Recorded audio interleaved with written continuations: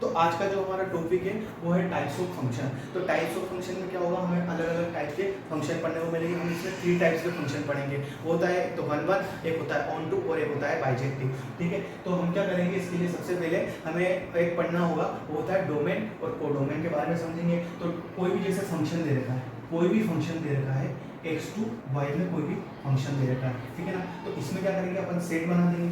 जैसे मैंने x का सेट बना दिया, ये हो जाएगा अपना y का सेट, ठीक है ना। तो ये हो गया x, ये हो गया y। जैसे x के लिए कुछ भी दे रखा है 1 2 3 और 4, और y के लिए दे रखा है जैसे 2 3 4 5 एंड 6, ठीक है ना, ये दे रखा है। तो अब क्या करता हूँ मैं, ये तो हो जाएगा हमारा डोमेन, ये तो हो जाएगा हमारा डोमेन, एक हो जाएगा कोडोमेन। तो जो डोमेन के एलिमेंट्स होंगे वो कोडोमेन के साथ क्या करेंगे, रिलेशन बनाएंगे। जो डोमेन के जो एलिमेंट्स होंगे उनकी इमेज हमें किसमें मिलेगी, कोडोमेन में। और जो इमेज मिलेगी, जो डोमेन से हमें इमेज मिलेगी, वो हो जाएगी हमारी रेंज। जैसे मैं इसको लेता हूँ, जैसे कोई भी फंक्शन दे रखा है f(x = 2x), कोई भी फंक्शन है ना। ये फंक्शन दे रखा है, तो अब मैं क्या करता हूँ, 2x जैसे 2 की जगह क्या रखता हूँ 1। तो हमें क्या एलिमेंट्स मिलेंगे, जैसे हमें मिलेंगे कोई भी सेट क्या मिलेगा, जैसे 1 रखा तो 1 का सेट क्या मिलेगा, 2 के साथ इमेज बनाएगा, ठीक है ना। 1 2 के साथ इमेज बनाएगा। फिर क्या मिलेगा अपने को, 2 रखा तो 2 किसके साथ इमेज बनाएगा, 4 के साथ इमेज बनाएगा। फिर क्या रखा, 3 रखा तो 3 किसके साथ इमेज बनाएगा, 6 के साथ इमेज बनाएगा। ये अपने को 3 सेट मिलेंगे, 3 सेट मिलेंगे। तो अब क्या होगा, ये जैसे मैंने ये डोमेन हो गया हमारा, ये कोडोमेन गया, तो हमें रेंज इसके अंदर से मिलेगी, कोडोमेन के अंदर से। कोडोमेन से अंदर से क्या रेंज मिली अपने को, जैसे 2 मिला अपने को, 4 मिला और 6 मिला। अब कोडोमेन के अंदर से रेंज मिलने के बाद कोडोमेन्स के एलिमेंट छूट सकते हैं। ऐसा कोई जरूरी नहीं है कोडोमेन के एलिमेंट्स नहीं छूटे, कोडोमेन के एलिमेंट्स हमेशा छूट सकते हैं। फंक्शन में हमारा जो पहला फंक्शन आता है वो है वन वन फंक्शन, इसको हम इंजेक्टिव फंक्शन भी कहते हैं। तो हम पढ़ते हैं इसके बारे में। तो क्या होता है कि जैसे हमें कोई भी सेट दे रखा है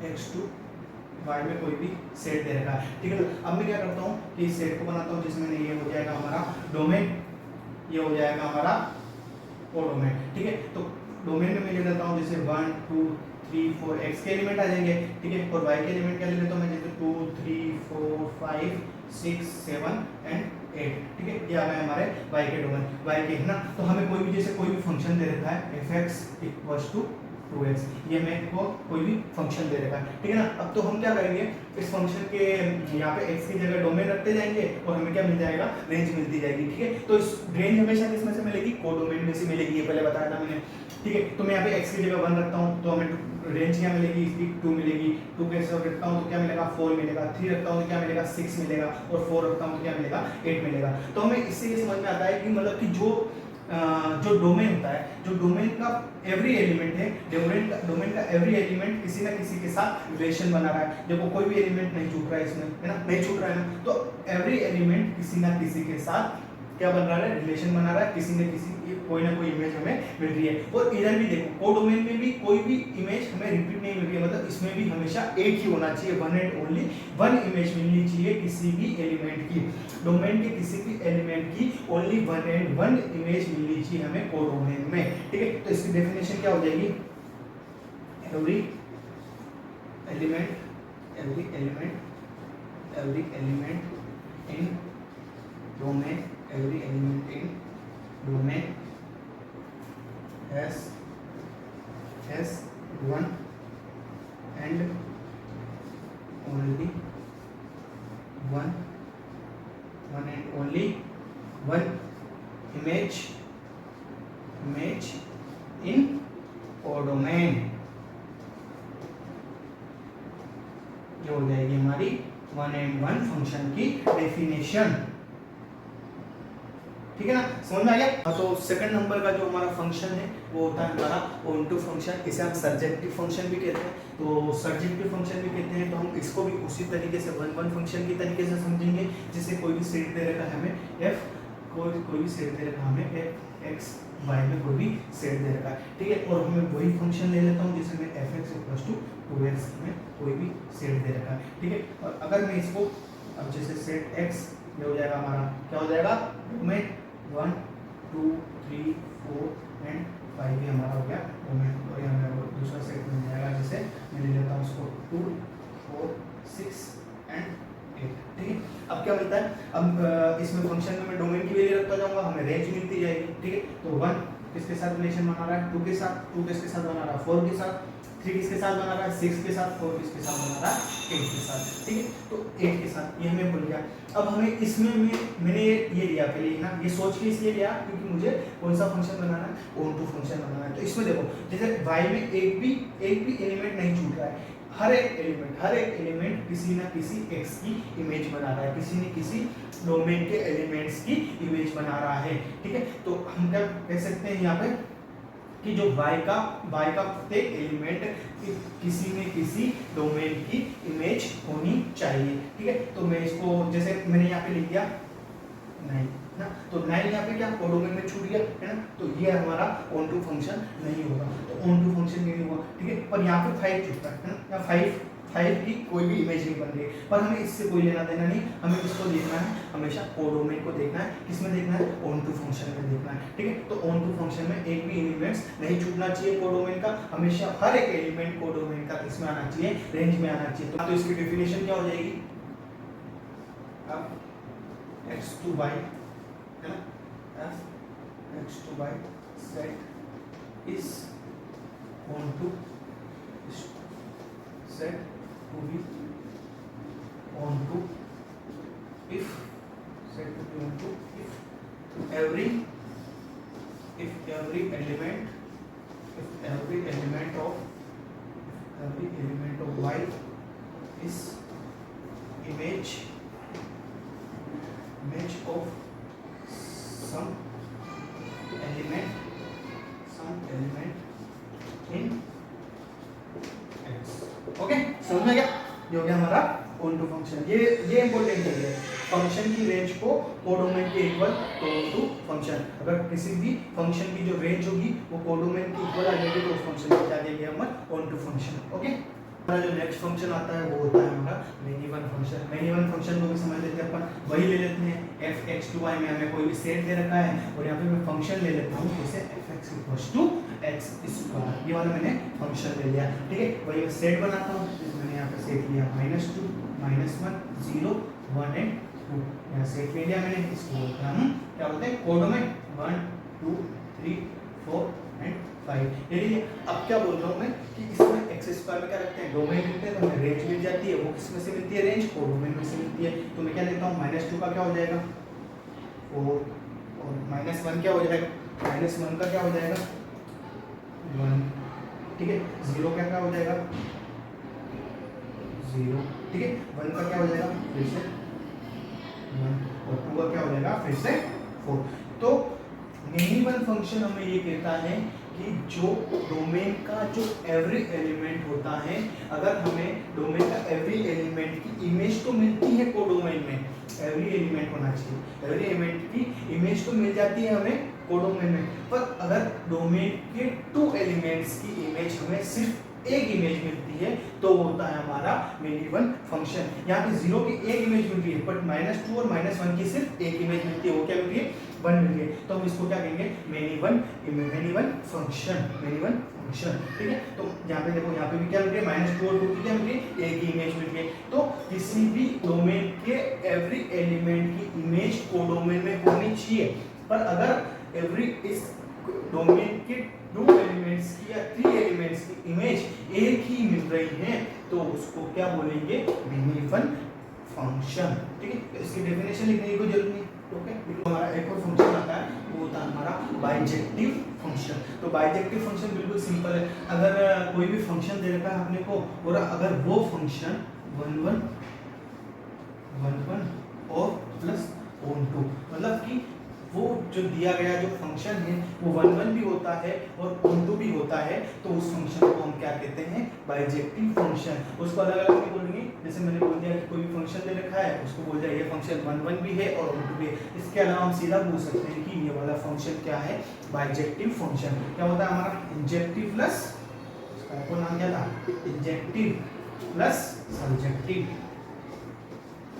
ओके डन। तो हम क्या करते हैं, उस फंक्शन के सारे फंक्शन के एग्जांपल ले लेते हैं। उस एग्जांपल को सोल्व करने से पहले मैं कुछ और बताना चाहता हूँ जिसका बहुतों को कंसेप्ट क्लियर नहीं होता है। जैसे उसका क्या बोलते हैं, जैसे ये ऑल रियल नंबर है, ठीक है ना, ये होल रियल नंबर है।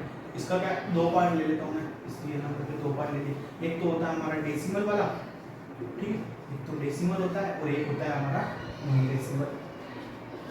एक तो पॉइंट वाली वैल्यू होती है और एक क्या होती है बिना पॉइंट वाली वैल्यू होती है। तो बिना पॉइंट वाली वैल्यू में क्या आता है हमारा, एक तो आता है हमारा z, उसको क्या बोलते हैं हम इंटीजर, ठीक है। नॉन डेसिमल में इंटीजर कहाँ से कहाँ तक होता है, वो इंटीजर में क्या होगा जैसे -3 -3 ऐसे ऐसे इनफाइनाइट से चलते चलते -2 -1 0 1 2 3 ऐसे इनफाइनाइट तक चलते रहते हैं। मतलब अगर -1 से इधर वाली संख्या होगी, इधर वाली वैल्यू होगी तो उसको क्या बोलेंगे हम नेगेटिव इंटीजर, और उधर वाली होगी तो उसको क्या बोलेंगे पॉजिटिव इंटीजर, ठीक है। और फिर आता है हमारा w whole number. Whole number में क्या आता है, होल नंबर में होती है कि 0 से लेके 1 2 ऐसे इनफाइनाइट वैल्यू होती है। फिर आता है हमारा नेचुरल नंबर।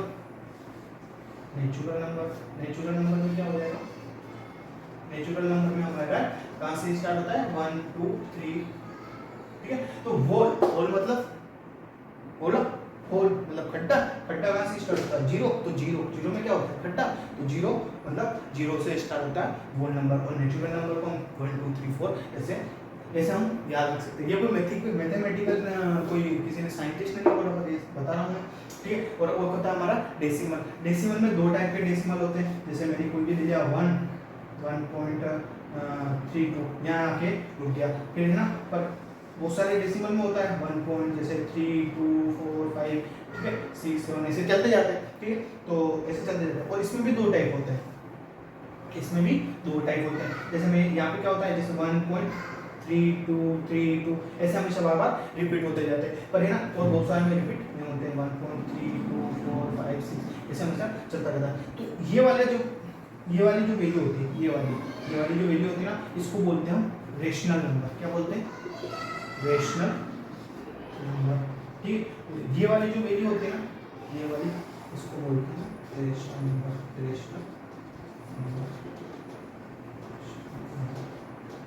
ठीक है। ये समझ में आ गया। अब हम चलते हैं आगे, क्वेश्चन देखेंगे इसके बारे में और क्वेश्चन के बारे में पढ़ेंगे और इन फंक्शन को और भी अच्छे तरीके से समझेंगे। हाँ, तो अब यहाँ मैंने क्या किया है, सभी फंक्शन के एग्जांपल लिए हैं। अब हमको इनको देखते हैं कि इनको कैसे सोल्व करेंगे, कैसे पहचानेंगे कि ये वाला फंक्शन कौन सा है, ये वाला फंक्शन कौन सा है। हमने सारी डेफिनेशन इनके बारे में, सारे कंसेप्ट को क्लियर कर चुका है, तो हम ये एग्जाम्पल भी हम कर सकते हैं। आप इसको पॉज करके पहले कर सकते हैं, बाद में हम इसको सोल्व करेंगे। तो चलो फिर करते हैं इनका सोल्व, ठीक है।